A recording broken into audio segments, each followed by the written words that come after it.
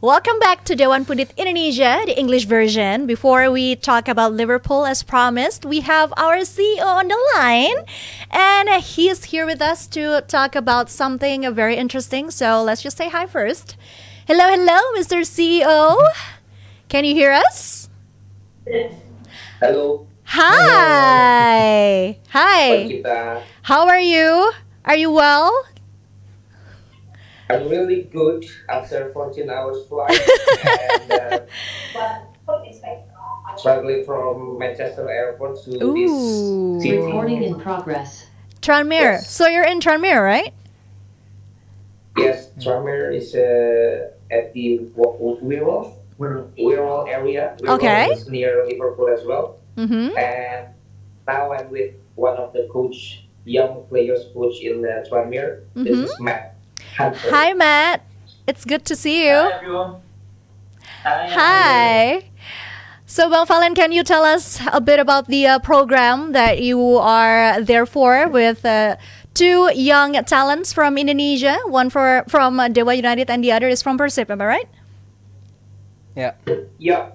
So just like last year, that we have programs, Juliet Media with Santini Group and also Tranmere Rovers, to giving opportunity for young players in Indonesia to get training and trial as well in the Tranmere. So last year we already sent 2 young players as well, and now there is a Novalio from Bali United and also Fatur from Bibo School Academy, but now he's playing on Persib F1.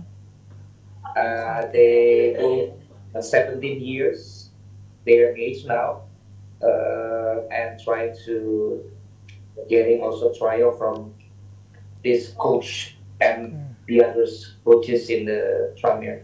So maybe Matt also can explain what they will get in the Tranmere Rovers. Sure, Matt. Is that right, Matt? Can you tell us a bit about the training itself? What kind of training will they be having?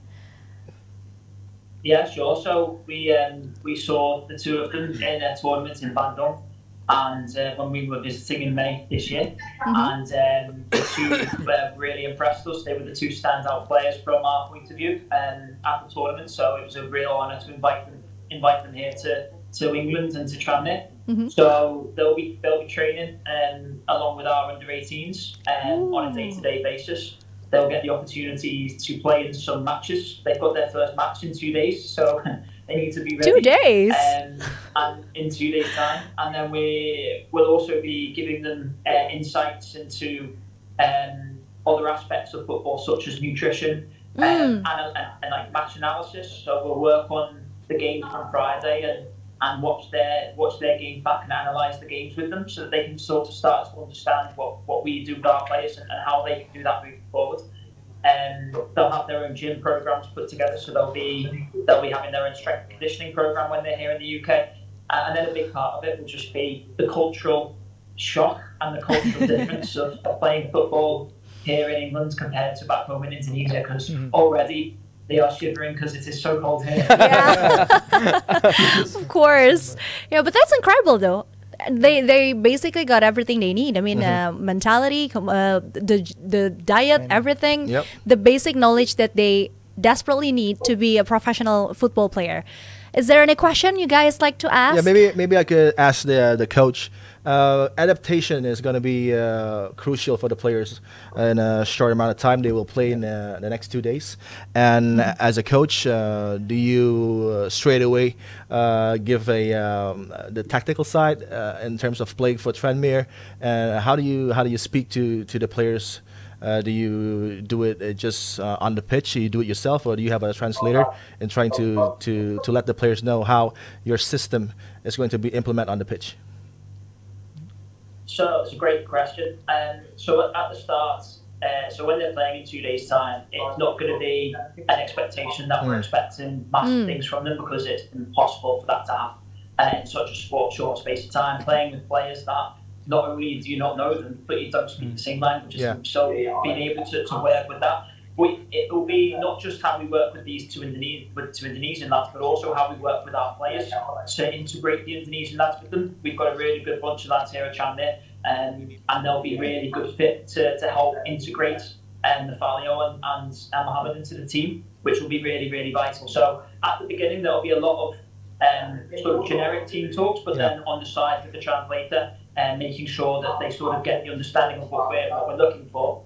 But then in 2 weeks' time, the difference, we'd expect to see a difference in how they almost acknowledge and understand what we're asking them to do without us having to translate it for them, because they'll already know the sort of values and the methods and our methodology 2 weeks later, which will be really good. And there's a lot of stuff in football, as you know, which is visual, and it's not all just about audio and how you communicate, but it's also about how you show and how you analyse. So I'm very confident that whilst it might be a bit of a shock in 2 days' time, but for everyone, in 2 weeks' time, we're pretty confident that they'll have a really good immersive experience, and they'll really start to understand what we're looking for and how we can help them. Okay. Okay, my turn. Okay, Matt, I understand that you selected them both as two strikers to get to a trial there.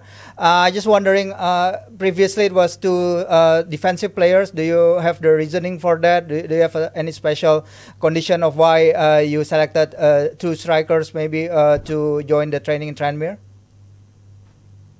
It's really tough because in an ideal world we would like to bring a whole team, the whole team together.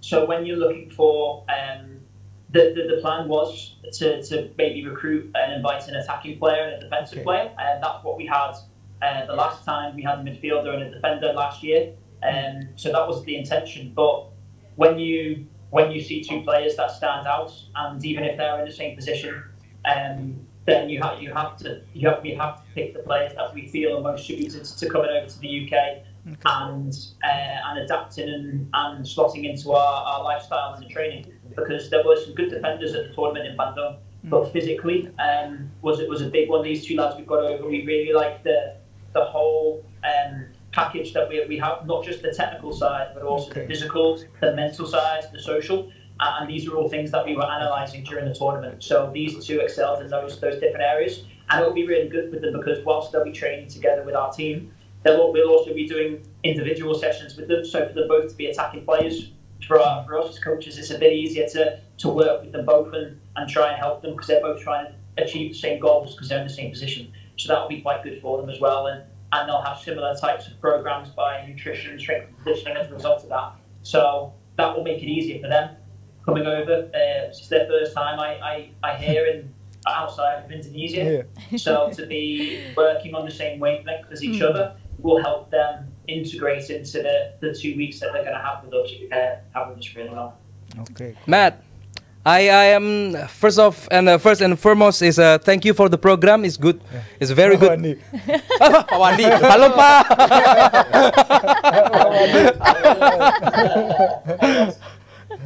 Yeah, first and foremost is thank you for the program. It's really good opportunity for a young talent from Indonesia.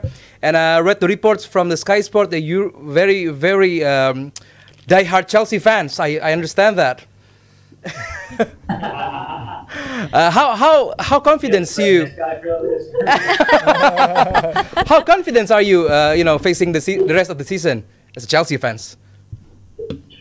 So it's a different questions. Yeah. This is a bit shocking, but if you don't mind, are you? It's okay. No, it's fine. Chelsea are doing quite well at the moment. I think quite well. Quite well.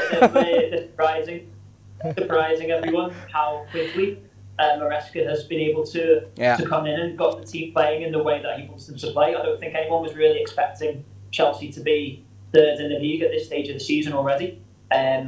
So quite confident. I think the challenge is going to be to finish in the top four and then see what happens and then slowly build. Arsenal fans wearing a Liverpool shirt. He's cosplaying right now. The top team in London. Yeah. Chelsea is not doing well. They're doing great at the moment. So good luck for the rest of the season. Ooh, a compliment from Aldi. That's something that doesn't happen too often. Anyway, Bang Valen, do you have anything to explain? Because I feel like you still have a lot to say. Especially the weather, Bang. just wanted that Weather is perfect. the weather, The weather is perfect. For Pak Wandi.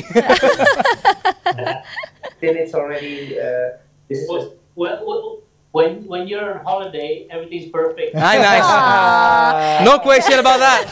Pasti. yeah, but you know I'm working, right? So since this is already the second time that we made this program, so we'd like to announce that maybe on the next year, besides the scholarship, right, with the two best players from the competitions, but we also having a plan that gonna make this program for the general kids, so they can register and we will announce for the program like 2 weeks program, getting a training and also all of the things that the footballers needed, and also they having sport tourism as well. Maybe since this is near to Manchester and also to Liverpool, and so this is really possible to also having an experience watching the game. That's great. Anfield or Manchester or something like that. So hopefully that's gonna our plan for next year. But this is the player that we talked about. Hi guys. Hello, guys. Halo. Sehat, dingin nggak di sana? Are you guys cold? How's the weather? How's everything? Are you guys adjusting well? Yes. Gimana adjustmentnya? Apa yang menjadi hal tersulit saat ini buat kalian? Apakah bahasa, cuaca, jet lag? Cuaca sama bahasa. Oh, cuaca sama bahasa. Makanan? Makanan juga. Makanan juga. Kirain kesana udah harusnya bawa bekal dong. Anyway, good luck for everything you guys. Semangat terus ya. Semoga hasilnya bagus, bisa bawa bekal yang luar biasa banget nanti pulang ke Indonesia. Dan terima kasih juga sekali lagi untuk Abang CEO yang sudah mendampingi ke sana. Tepuk tangan dulu dong. Keren banget loh, langsung turun tangan langsung. Pak Wandi juga terima kasih banyak ya, Pak. But please, if you guys play pedal, invite us. How can we invite you when you're in Liverpool, bro? How can you invite you when you were on the plane? Anyway, thank you. Bye. Good luck with everything. Bye, guys. Latihan ya. So apparently the hardest thing was weather, food, and what's the other thing? Jet lag. Because it's Language. No, it's certainly not easy because I accompanied young players before to the UK. It was a Nike event in London in 2011, I think. He played there, and when he played there, he said because the weather is so cold, he cannot even feel the top of the Right. He cannot feel anything in his feet because it's so cold. So yeah, I hope they're having a much better time than my previous friends. Especially in the brink of winter. Yeah, especially in November, December, Yeah. it's super cold over there. Yeah. Anyway, wishing them the best of luck with everything. But now I think it's time for us to turn into Liverpool. Once again, we talk a bit about it on the first segment, but now we're going to talk about the tension behind the scenes with contract dilemmas involving some of the key players. More out than in. I love More it. out I than love in. it. I love it. 3 important names were mentioned Exact quote. regarding the contract dilemmas. I'm going to go to Aldi first because you're wearing the Liverpool jersey right now, so it only makes sense. What do you think of this contract dilemmas and the names like Salah, Trent Alexander-Arnold? Is it going to be like a big issue for Liverpool? Yeah, I like you point on dilemmas because it's really dilemmas because in Liverpool side, I believe they want to renew the contract. Of course, especially player like Salah, player like Trent, Van Dijk, the backbone of the team. I believe Hughes and Edward, they want to renew the contract, but I'm not sure about the capability in these terms, money-wise. they want to do it because at 32 years old, they want Salah side want 3 years contract with a lot of money too. I don't think Liverpool want to gambling on that like that. 3 years when the add the money. It's too risky for Liverpool because once a player like Salah have a injured, the rehabilitation is going to be harder for the players on his age. Yes. Also, like Trent with the Madrid, looking opportunity to snatch him for Liverpool, especially on the January coming. He can, make a dealing with other club. So also with the Van Dijk, he's not getting younger, and he's a captain also. And what happened with Jamie Carragher, what happened with Steven Gerrard, what happened with Sadio Mane is going to be happen also with these three. If Liverpool doesn't want to, gambling on, gambling in good wise. I mean, yes, there is no guarantee that these three players will fit in next three years. Yeah. But these three players has give everything to the club, contribute everything, especially Mo Salah. Especially when Jamie Carragher said, "I'm disappointed with Mo Salah." I'm personally disappointed with Jamie Carragher saying like that. Mo Salah has give everything to the club, and Jamie Carragher forever is going to be part of the club. So rather than give him like a drama like this, he should be behind the players, like player like Mo Salah, playing 8 seasons in Liverpool. How many he talk in the mix zone? Just 3 times. So I believe there is something he want to speak about from his chest. Yeah.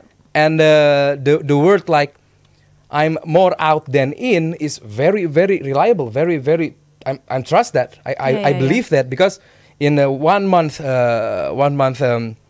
situation is going to be happen a lot of things. Salah could renew the contract or Salah could leave the Liverpool. Just like that. So it's going to be dilemmas. Liverpool want to renew the contract, but the situation is not easy. Well, I feel like Adiani always knows stuff from behind the curtain. So what do you think is causing the delay? Especially Salah has been quite vocal about his frustration I think towards the the management. comes out of the treatment from the club itself. Okay. You have Mo Salah, and he's there. You can talk to him. If he's saying that the club is not talking to him, then there's something wrong in the communication between club and player. And the player. And how you treat a player like Mo Salah. Of course, a lot of demands, but the outcome from the demands, you can see. The whole, this whole time playing for Liverpool, he gave his utmost best. And I think Arne Slot, in his little heart, deep inside there, buried somewhere, knows that out of the 3, maybe Van Dijk is the only one he can hang on to. So the performances from Mo Salah, I've been talking to you guys that I think Arne Slot in the preseason talks a lot to Mo Salah, and he has this special approach personally, I think, because Mo was on his way out before the season starts this season. And I think there was a U-turn there, but that U-turn wasn't because of the club. It's because of Arne Slot, because of the ideas of Arne Slot, because of the aim and the target and the ambition of a new coach coming in who has the capacity in trying to continue what Jurgen Klopp has done as well as a Liverpool manager. So I think this is the last ride for Mo Salah, and that's why he's performing like he's doing right now. Absolutely incredible, firing all cylinders, and what the manager wants from him, he gives on the pitch, playing in a much different position, but again showing his quality. So again, this might be his last goodbye, and maybe he's disappointed, but this is not new in a big club. Real does this on a season-to-season basis. The likes of Makalele, Cambiaso, Raul Gonzalez, even Sanchez, a great captain, the Hierro as well, and then Hierro moves to Bolton Wanderers. So again, how big clubs treats legends, quality players. Sometimes I think there is a disconnect there, but for a club, in terms of business, in terms of the age profile, it doesn't make sense to extend a contract 3 season duration for Mo Salah with his age and that maybe problems with injury as well. So business-wise, it's not going maybe to the plan of the American ownership. So again, it's difficult, but for me personally, if Liverpool loses Mo Salah, then it's going to be a massive loss. It's better to lose Trent, better to lose Virgil van Dijk, but you can't lose somebody like Mo Salah. So yeah, I think the severity of the situation comes when that Salah quote, that Salah interview happened. I think I'm on duty. I finished the review of the game after the Southampton game, and then as Aldi said, Mo Salah stopping at the mix zone is like a very rare occurrence. When I saw the video, like he was there in the parking lot, he's talking to the media. What is doing? I can't believe he's doing that. Yeah.